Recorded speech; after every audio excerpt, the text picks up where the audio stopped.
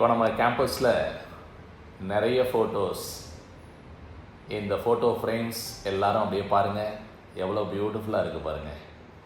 இது ஏதோ கார்த்திகை திருவிழானா வீட்டில் அந்த விளக்குகள் ஏற்றுவோம் பாருங்கள், அந்த மாதிரியான ஒரு கொண்டாட்டம் இது. ஸோ இதில் இருக்கக்கூடிய நிறைய ஸ்டூடெண்ட்ஸை பற்றி நான் நினச்சி பார்க்கும்போது இவங்கெல்லாம் எவ்வளவு சாதாரணமான ஒரு லோவர் மிடில் கிளாஸ். இவங்களாம் ஃபர்ஸ்ட் டைம் கிராஜுவேட். இதில் நிறைய பேர் ஃபர்ஸ்ட் டைம் கிராஜுவேஷன் அப்படின்னா ஜஸ்ட் ஒரு பிஏ பிஎஸ்சி அப்படி இல்லை, நான் யாரையும் குறைச்சி சொல்லலை. பட் இது எம்பிபிஎஸ் ரைட்டா. இந்த மாதிரி இவங்கெல்லாம் படித்து இன்றைக்கி அத்தனை குடும்பங்கள், இவங்களோட வெற்றி ஒரு குடும்பத்தோட வெற்றி. இப்போ எல்லாருமே நினைக்கிறது என்னடா எம்பிபிஎஸ் படித்தா போதுமா, உடனே நம்ம டாக்டர் ஆகிட்டோம்னா சம்பாதிச்சிடலாமா அப்படின்னு நினச்சி கொஞ்சம் அதெல்லாம் கம்மியாக தானே சம்பளம் வரும் போகும் அப்படின்னு நினைக்கிறவங்கலாம் இருக்கும்போது, வாழ்க்கையில் எம்பிபிஎஸ் முடித்து அதுக்கப்புறம் எம்டி எம்எஸ் இதெல்லாம் முடித்து சூப்பர் ஸ்பெஷாலிட்டி எல்லாம் முடித்து ஒரு மிகப்பெரிய லெவலுக்கு போகக்கூடியவங்க தான் இவங்கெல்லாம். சாதாரணமாக ஒரு குடும்பத்தில் ஒருத்தர் நம்ம அப்பா மாதிரி நம்ம தாத்தா மாதிரி சின்சியராக குடும்பத்தை நடத்தி அவருடைய பொண்டாட்டி பிள்ளையை காப்பாற்றி கொண்டு வருவார். அவர் ஒரு குடும்பத் தலைவர் அப்படின்னு நம்ம எல்லாரும் ஏற்றுக்குவோம். ஆனால் இந்த மாணவர்கள் இவங்கெல்லாம் யாருன்னா ஒரு சமுதாயத்தையே காப்பாற்றுறவங்க.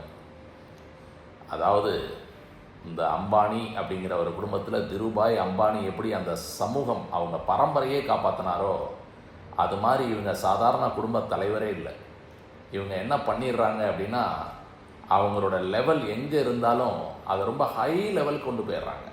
கொஞ்சம் கஷ்டப்பட்டு வர்றாங்க, நீட்டு கஷ்டம்தான், ஆனால் கவர்மெண்ட் ஆப்பர்ச்சுனிட்டி கொடுத்துருக்கு இல்லையா, அதை பயன்படுத்துகிறாங்க, கஷ்டப்பட்டு படிக்கிறாங்க.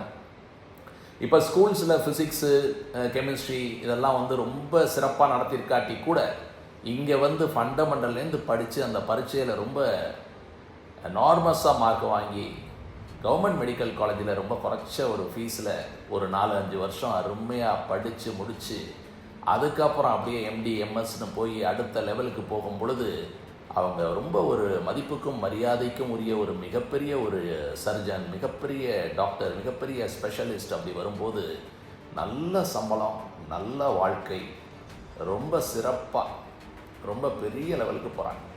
அப்போ ஒரு குடிசையில் பிறந்து அதே பையன் ஒரு 10 வருஷத்தில் ஒரு மெர்சிடஸ் அல்லது ஒரு ஆடி, ஒரு பிஎம்டபிள்யூவில் போகும்போது அது என்ன மாதிரி டீச்சர்ஸ்க்கெல்லாம் அவ்வளவு சந்தோஷம், அவ்வளோ மரியாதை, அவ்வளவு ஆனந்தமாக இருக்குது எனக்கெல்லாம்.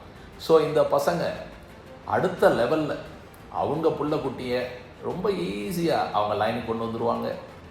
அப்பா ஒரு பெரிய ஹாஸ்பிட்டல் நடத்திட்டு இருக்காரு அப்படிங்கிறப்ப பையன் ஆட்டோமேட்டிக்காக உள்ளே டக்குன்னு உட்காந்துருவார்.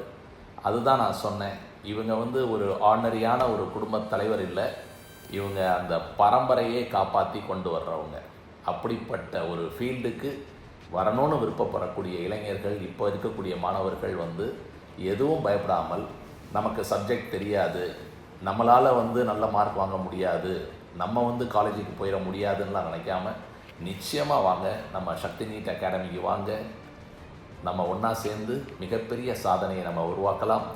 இந்த ஃபோட்டோஸை பார்க்கும்போது இந்த தம்பி தங்கச்சியை சேர்க்கறதுக்கு வர்றவங்கெல்லாம் அப்படியே எங்கள் அக்கா ஃபோட்டோ இருக்குது, எங்கள் அண்ணன் ஃபோட்டோ இருக்குது அப்படின்னு பார்த்து ஆனந்தப்படுறதை பார்க்கும்போது ரொம்ப பெருமையாக இருக்குது.